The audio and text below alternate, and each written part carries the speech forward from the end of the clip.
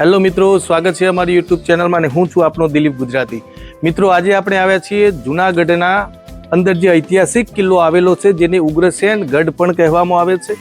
मित्रों, आ छे उपरकोटनो किल्लो जे स्टार्टिंग पॉइंट तमे जोई शको छो। आ प्रकारे दरवाजो छे ने अंदर एंट्री करवानी छे।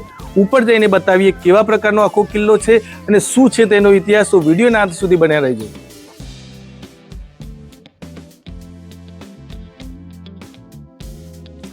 तो मित्रों, अहींयाथी एंट्री लेवानी छे। आ सरस मजानुं बांधकाम आप निहारी शको छो। मित्रों, आ प्रकारे चालवानुं छे अने तमे जोई शको छो आ गेट अने एनो दरवाजो।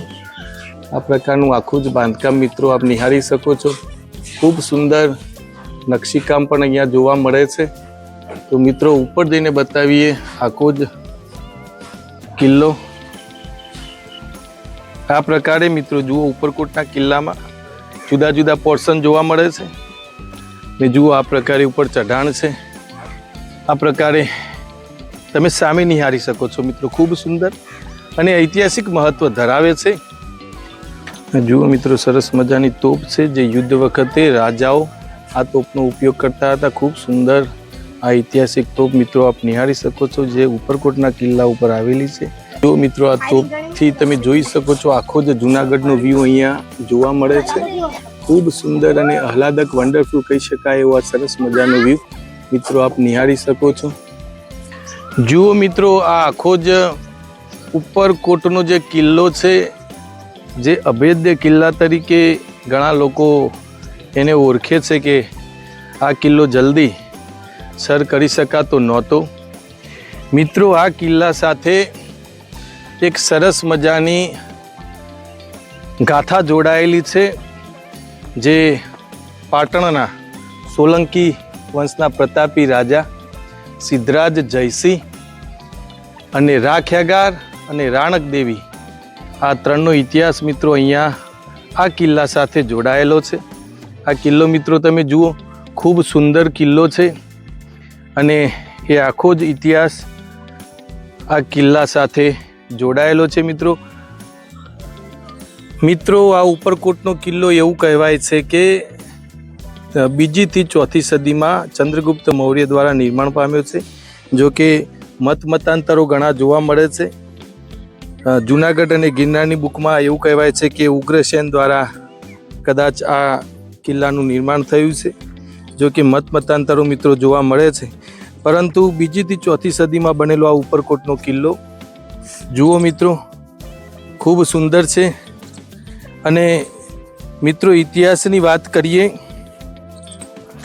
इतिहासनी मित्रों वात करिए तो आ किल्लो ए पाटणना सोलंकी वंशना प्रतापी राजा सिद्धराज जयसिंह अने राणक देवी साथे जोड़ायेली एक दंतकथा पण अहींया जोवा मळे छे। जो कि आ किल्लो आखो ज एनो साक्षी छे मित्रों के जे वखते एम कहेवाय के राणक देवी एक राजा जे परमार राजा हता एमनी दीकरी हता।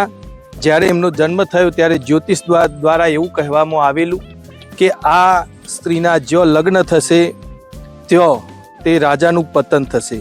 मित्रों, आवो एक ज्योतिष द्वारा जे वात करवामां आवी त्यारे राजा द्वारा राणक देवीने जंगलमां त्यजी देवामां आवे छे।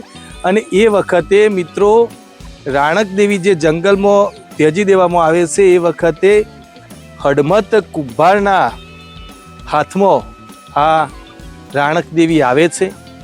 एने एवुं समजाय छे के कदाच आ कोई राजाना घरनी राजकुंवरी पण होई शके छे। ए पोताना घरे लई जई एनो उछेर करे छे।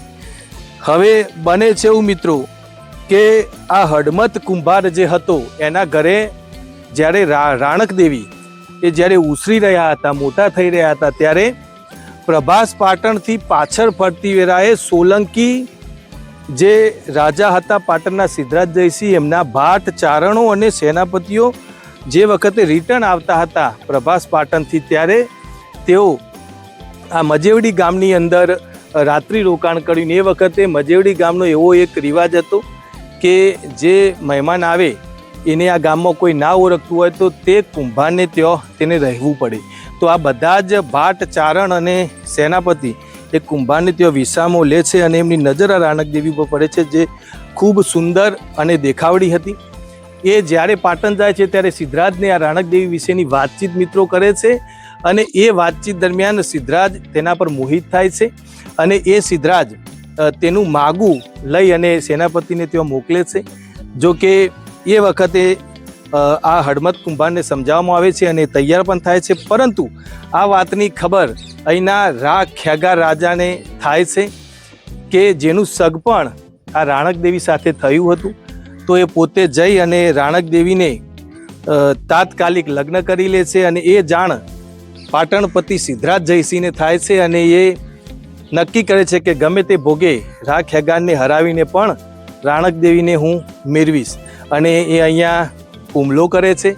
મિત્રો, આ કોટ ઉપર હુમલો જ્યારે એને કર્યો એ વખતે આ ઉપરકોટનો કિલ્લો અભેદ્ય ગણાતો કે તેને જલ્દી જીતી ન શકાતો હતો, કારણ કે ઊંચા વિસ્તારમાં આવેલો છે. મિત્રો, તો એ વખતે એવી પણ એક લોકવાયકા છે કે 12 વર્ષ સુધી સિદ્ધરાજ જયસિંહ આ કિલ્લાને ઘેરો રાખી અને સૈન્ય સાથે બેઠા હતા. જો કે એ દંતકથાની આપણે પુષ્ટિ કરતા નથી, પરંતુ આવી એક વાત બુકમાં પણ જોવા મળે છે. તો એ વખતે સિદ્ધરાજ જયસિંહને ખબર પડી કે જલ્દીથી આ ઉપરકોટનો કિલ્લો જીતી શકાય એવો નથી. ત્યારે રા ખ્યાગારના ભાણેજ હતા દેસર અને વિસળ. તો આ દેસર અને વિસળને રાજપાટની લાલચ આપી અને તેમને દગાખોર બનાવવામાં આવે છે અને એ સોલંકી જે સૈન્ય હતું તે બાજુ જઈ અને આ કિલ્લાના દરવાજા ખોલી દે છે અને સોલંકી રાજાઓની સેના આ ઉપરકોટના કિલ્લામાં ઘસી આવે છે અને રા ખ્યાગારનું અહીંયા શહીદ થાય છે અને રાણક દેવીને લઈ અને સિદ્ધરાજ જયસિંહ એ પાટણ જાય છે. પરંતુ એ પહેલાં રાણક દેવીનું જે સંતાન હતું એને આ સિદ્ધરાજ જયસિંહ મારી નાખે છે અને રાણક દેવી મિત્રો એને શ્રાપ આપે છે કે હે રાજન, તે મારો કુર ઉજાડ્યો છે તો તું અપુત્ર મળીશ. એવો મિત્રો એક અહીંયા એને શ્રાપ આપવામાં આવ્યો હતો.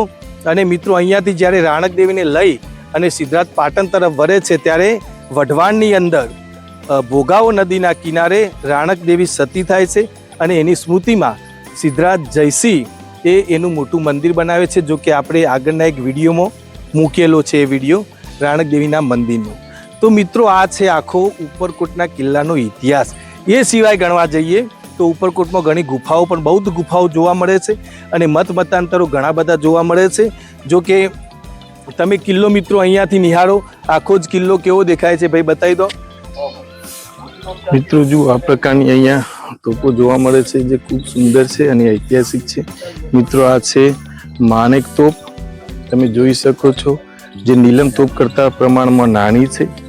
જુઓ મિત્રો, આ આખી જ તોપ આપ નિહાળી શકો છો અને આ પ્રકારે અહીંયા બીજી નાની તોપો જોવા મળે છે અને મુખ્ય મિત્રો તોપ છે આ નીલમ તોપ, આપ નિહાળી શકો છો. ખૂબ સુંદર અને ઐતિહાસિક આ તોપ છે, વિશાળ કાંઈ કહી શકાય એવી આ તોપ અહીંયા આપ નિહાળી શકો છો. મિત્રો, આપ જુઓ, આ નીલમ તોપ ખૂબ મોટી અને વિશાળ છે. મિત્રો જુઓ, આ તોપ ખૂબ મોટી છે અને આ તોપો મિત્રો બંને તોપો પોર્ટુગીઝ સામેના યુદ્ધમાં દીવથી અહીંયા લાવવામાં આવી હતી.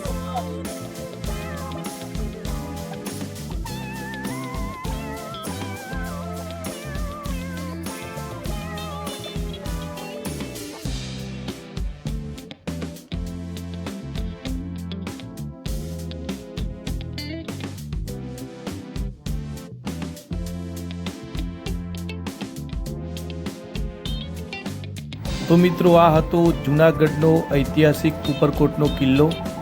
સરસ મજાનો વ્યૂ અહીંયા જોવા મળે છે અને ખૂબ પ્રાચીન છે મિત્રો. જો મિત્રો આ વિડીયો તમને ગમ્યો હોય તો લાઈક, શેર અને સબસ્ક્રાઈબ કરજો, જેથી નવા ઐતિહાસિક વિડીયો આપ નિહાળી શકો.